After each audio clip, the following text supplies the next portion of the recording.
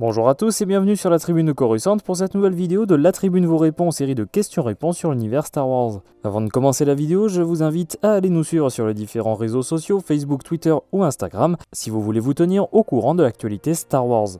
Je tenais également à remercier un nouveau tipeur qui s'appelle Nihilus, merci à toi pour ta générosité. On commence aujourd'hui par la question de Kioma59 qui voudra en savoir plus sur un comics qui présente des courses de modules sur Malastar.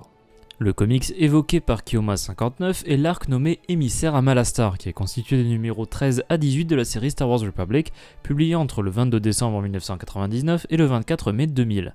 Il s'agit donc de comics légendes qui sont sortis en France d'abord dans les magazines La Saga en BD 11, 12 et 13, puis dans un album cartonné nommé L'Ordre Jedi tome 4 chez Delcourt. Récemment, ce récit a été publié dans le premier volume de l'Epic Collection de la Menace Révélée, sorti chez Panini le mois dernier. Dans ce comics, on présente une course de modules sur la planète Malastar. Dans l'univers canon, nous avons connaissance de l'existence des courses sur Malastar, les modules de course étant très populaires sur la planète des Dug et des Gran. La pratique de ce sport rapide et dangereux étant mentionnée par Qui-Gon Jinn lors d'un échange avec Anakin Skywalker sur Tatooine. Originaire de la ville Pixelito, Sebulba était l'un des pilotes de modules les plus célébrés de l'histoire. Dans l'univers légende, nous savons que l'économie de Malastar était très dépendante de ses exportations de carburant et des courses de modules. Il existait de nombreuses pistes de courses sur la planète, dont le Malastar 100, le circuit favori du pilote Dud Bolt, le Dug Derby, le circuit nommé l'héritage de Sebulba, ou encore la course de Phébos, qui faisait partie du classique de la moisson de Vinta. Ce circuit avait été nommé d'après Phébos, le créateur du premier module de course, un ingénieur assez vaillant pour relier un cockpit à répulseur avec 2 réacteurs. Dans ce comics, Émissaires à Malastar, c'est précisément le classique de la moisson de Vinta que nous pouvons découvrir, avec comme participants certains anciens du classique de la Bunta, comme Aldar Biedo, Mahonic, Timto Pagaliz, One Sandage et plus particulièrement Sebulba. Ce dernier avait d'ailleurs, suite à son échec sur Tatooine, racheté le module de course utilisé par Anakin Skywalker. Ce module fut repeint en orange et Sebulba l'utilisa lors de la course Phébos, comme on peut le voir dans ce comics en question. Sebulba donna par la suite ce module à son fils Ekula, qui l'utilisa lors d'une course illégale sur la planète Oseron contre Anakin Skywalker, une course durant laquelle il fit s'écraser son module. Ce dernier fut ensuite récupéré par Anakin pour une nouvelle course contre Sebulba. On poursuit avec la question de Pixis qui voudra en savoir plus sur l'initiative Tarkin.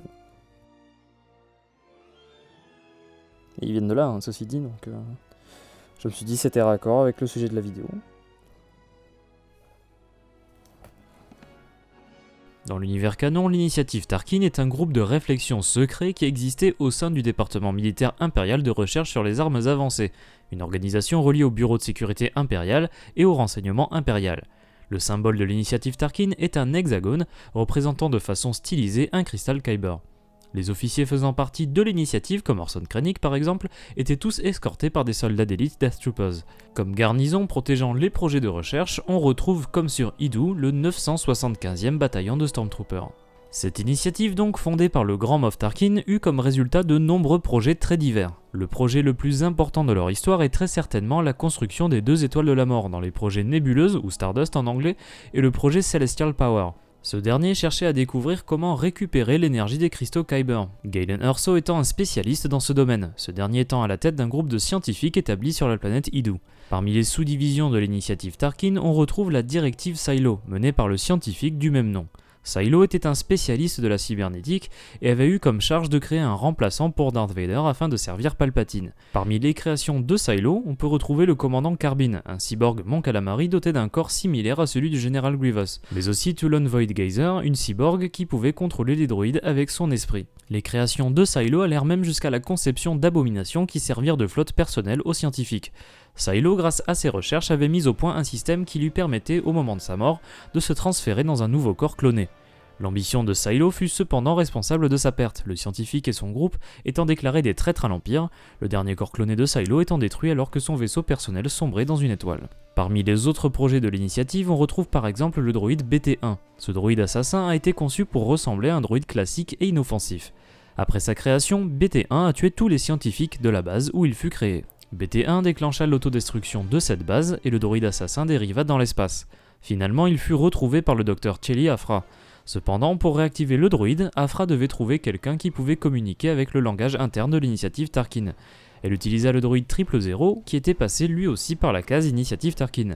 Le comportement homicidaire de BT-1 fut altéré avec succès par Afra, qui mit le droïde assassin au service de Darth Vader. On retrouve aussi dans l'initiative Tarkin le Hive Base 1. Cette station avait reçu de nombreuses données issues du Techno Syndicat, dont la matrice de personnalité de 000 qui fut dérobée par Afra. Le commandant de cette base était nommé Yule, un humain qui utilisait un dispositif cybernétique assez singulier. Dans cette base, on retrouve diverses créations étranges, dont des soldats clone Hutt, qui avaient toutefois été rejetés pour une utilisation à grande échelle. Ces créations ont disparu lors de la destruction du Hive Base 1. On sait relativement peu de choses sur l'étendue des créations de l'initiative Tarkin, l'organisation étant présente par exemple sur Endor avec la station de recherche numéro 9 ou encore sur Ilum dans les installations minières. Merci d'avoir regardé cette vidéo, j'espère qu'elle vous a plu. Si c'est le cas, n'hésitez pas à laisser un like, à la partager, à vous abonner et à activer les notifications si vous ne voulez pas rater les prochaines vidéos de la Tribune Coruscante. Je vous invite également à aller nous suivre sur les différents réseaux sociaux, que ce soit Facebook, Twitter ou Instagram, si vous voulez vous tenir au courant de l'actualité Star Wars. Vous pouvez nous poser vos questions dans les commentaires ou sur les différents réseaux sociaux. A bientôt et que la force soit avec vous.